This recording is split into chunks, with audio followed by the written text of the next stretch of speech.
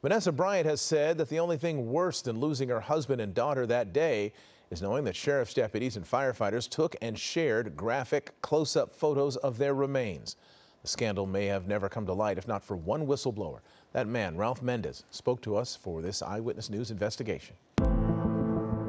It's Taco Tuesday at the Baja California Bar and Grill in Norwalk, 2 days after the helicopter crash that killed Kobe Bryant, his daughter Gianna, and 7 others. A source confirming to ESPN that NBA legend Kobe Bryant has died in a helicopter crash in Southern California. Talk at the bar turns to the crash. LA County Sheriff's Deputy Joey Cruz, seen here in the white T-shirt, takes out his phone. On the phone, graphic photos of Kobe Bryant's remains from the crash site. After Deputy Cruz leaves, the bartender tells a group of regulars sitting in this booth that Deputy Cruz has just shown him the gruesome photos. Ralph Mendez, there that night with buddies from his softball league, describes what he heard from the bartender. He has pictures. He showed me pictures. Pictures of what? Pictures of all the dead bodies.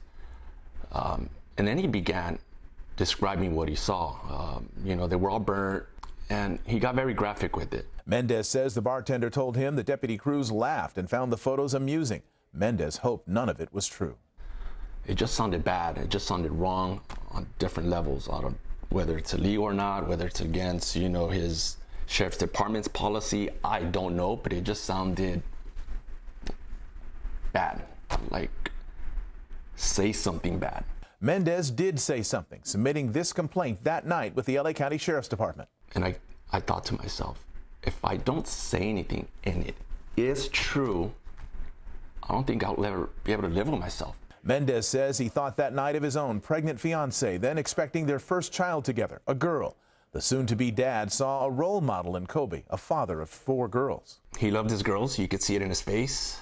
His girls loved him, and he's a girl dad, just like I am now. There were 3 daughters on board the helicopter that day: Gianna Bryant, Alyssa Altobelli, and Peyton Chester, all on their way to a girls' basketball tournament.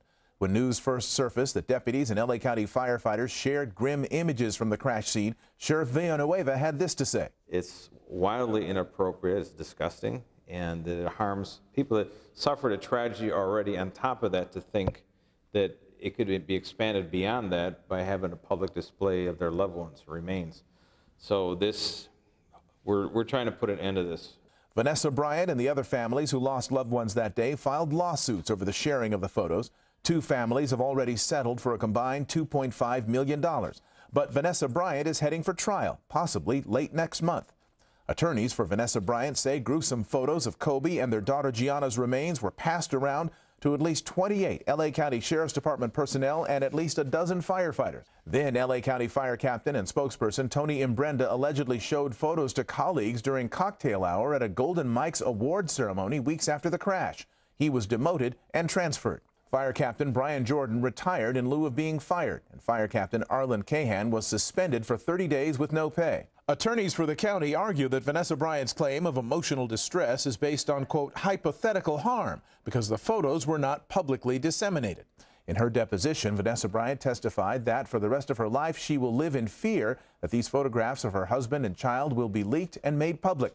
What she wants out of the lawsuit, she says, is accountability.